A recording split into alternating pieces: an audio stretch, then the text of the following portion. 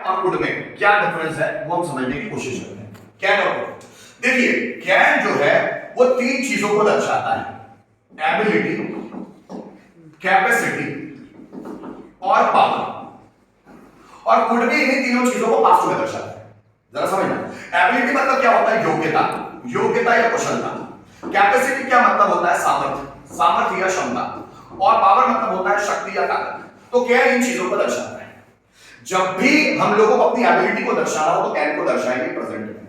जब भी हमको अपनी कैपेसिटी को दर्शाना हो पास्ट में तो हम कैन को प्रेजेंट में अपनी कैपेसिटी को दर्शाना हो तो हम कैन का इस्तेमाल करते हैं। और शक्ति या पावर को प्रेजेंट में दर्शाना हो तो हम कैन का इस्तेमाल करते हैं। कैन का इस्तेमाल करते हैं जब हिंदी सेंटेंस में सत्ता, शक्ति, सत्य आकर है में आए, ये आपने पढ़ा है, या फिर पाता, पाती, पाते आकर भी है हुए आए। ये दो आइडेंटिफिकेशन आते हैं तब हम लोग कैन का इस्तेमाल करते हैं। सब्जेक्ट प्लस कैन, वर्ब का फर्स्ट फॉर्म देन ऑब्जेक्ट, ये स्ट्रक्चर होता है जिसके आधार पर हम सेंटेंस बनाते हैं। जरा समझिए, कुड क्या होता है, ये कैन का पास्ट टेंस होता है जो एबिलिटी, कैपेसिटी और पावर को पास्ट में बताता है। जब कर्ता को अपनी एबिलिटी को पास्ट में, जब मैं छोटा था तब मैं इंग्लिश सॉन्ग्स गा सकता, मुझमें इतनी योग्यता थी कि मैं 5 साल का बच्चा था, मैं इंग्लिश सॉन्ग्स गा सकता था। मतलब 5 साल का था तब भी मुझमें योग्यता थी कि मैं इंग्लिश सॉन्ग गा सकता था। रोहन जब छोटा बच्चा था तो बड़ों बड़ों को पीट सकता था, उसमें पावर था। जब वो छोटा था तब भी, पास्ट में भी। क्या मेरी बात समझ में आ रही है?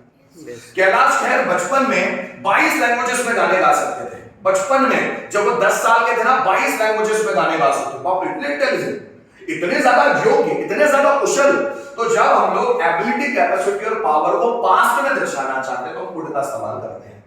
और इसके आइडेंटिफिकेशन से सत्ता, शक्ति, सत्ता का धाते थे नहीं, सका, सखी, सके भी होती है और पाया, पाई, पाए भी होती है। ये भी आइडेंटिफिकेशन होती है। स्ट्रक्चर क्या होता है, सिर्फ कैन की जगह हमको कुड लगाना होता है।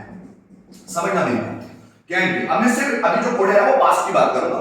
सबसे पहले कैन को पकड़ता हूं। कैन कब, जब हम लोगों को एबिलिटी दर्शाना हो प्रेजेंट में तो हम लोग कैन का इस्तेमाल करते हैं। जैसे कैलाश खेर 22 लैंग्वेजेस में गाने गा सकता है तो ये उसकी योग्यता है। हम में है क्या कोई योग्यता? नहीं। तो जब कोई व्यक्ति किसी काम में योग्य होता है तो उसकी योग्यता को प्रेजेंट में दर्शाने के लिए कैन का इस्तेमाल किया जाता है। अगर सत्ता, शक्ति, सत्य आकर है हुए ऐसा सेंटेंस बन रहा है तो, क्योंकि कैलाश खेर 22 लैंग्वेजेस में गाने गा सकता है, ये उसकी योग्यता है। मैं हजारों लोगों के सामने स्टेज पर बोल सकता हूं, ये मेरी योग्यता है। हर कोई तो स्टेज पे बोल नहीं सकता।